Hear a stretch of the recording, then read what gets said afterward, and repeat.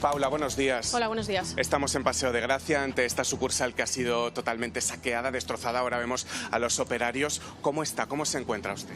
Pues bueno, me he levantado porque he dejado a los niños en el colegio, voy a hacer unas gestiones y está todo irreconocible.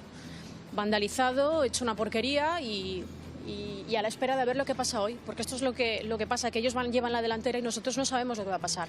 Planes en el aire, trabajo en el aire, niños en el aire, en fin. ¿Cómo están viviendo ustedes la situación? Vamos a avanzar y mientras también les estamos mostrando esta sucursal. ¿Cómo están viviendo esta situación ustedes desde el lunes que viven aquí en pleno centro, en Paseo de Gracia, una de las calles más importantes, más cotizadas de España? Pues mal, esto es muy triste, esto ya se sabía que iba a pasar, hay gente que lo avisó, pero esto no es nada más que el fruto de 40 años de nacionalismo, esta maldita ideología que ha traído lo peor a Europa. Seamos conscientes de ello, no le demos una pátina de normalidad a algo que no lo es, y menos en un país como España, de los más democráticos del mundo, con un sistema judicial garantista, con un juicio que ha salido por toda la televisión, con todas las garantías procesales. ¿De verdad que esto es normal? ¿De verdad que nos tenemos que resignar a esto? ¿De verdad que estos revolucionarios no es una...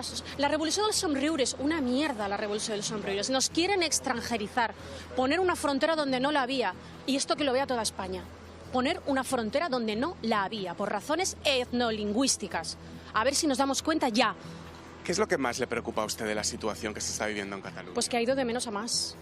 Empezó en el 2012, ahora una huelga, ahora otra, un 11 de septiembre, tot el somriures. Pero si tú te identificas, si tú estás en contra de esto, es tu muerte civil.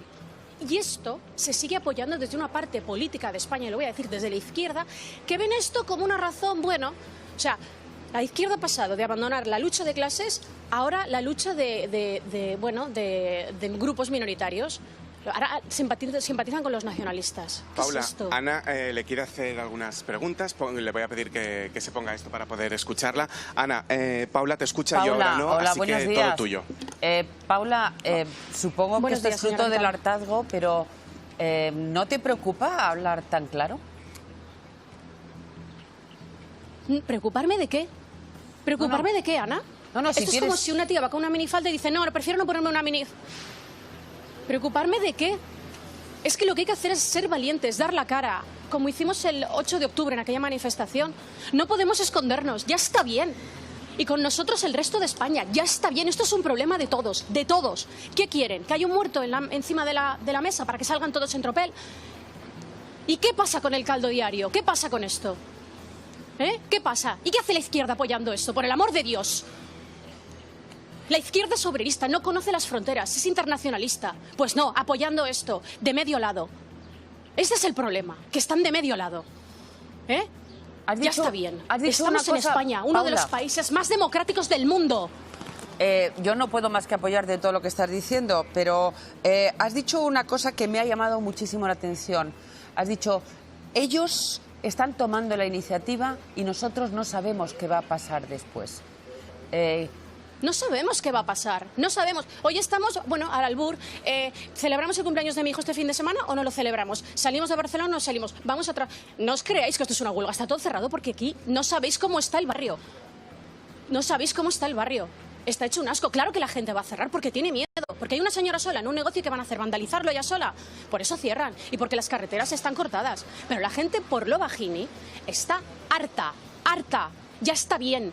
Son 40 años de nacionalismo. No hay. Lo que hay que hacer, los políticos que me escuchen, es combatir esta ideología perversa que ha traído lo peor a Europa. Lo peor a Europa. Nacionalismo etnolingüista. Es esto. Cambie usted la palabra España por la palabra negro o feminista y ya verá qué discurso le queda. O machista o racista. Pues esto es lo mismo. Esto es lo mismo. Ya está bien. Hostia. Perdón, Perdón. Estoy muy cabreada. Bueno... No se puede, no Paula, se puede. Veo que es que son muchos días, es que es mucha Son tensión, muchos años, es son 40 años de matraca. Y 40 años de matraca. Y es mucha en las impotencia. instituciones, en TV3, 40 años de matraca, 40 años de matraca. Pero vamos a plantar cara y necesitamos al resto de los españoles. Esto es un problema de todos, de todos. No somos extranjeros en nuestra casa.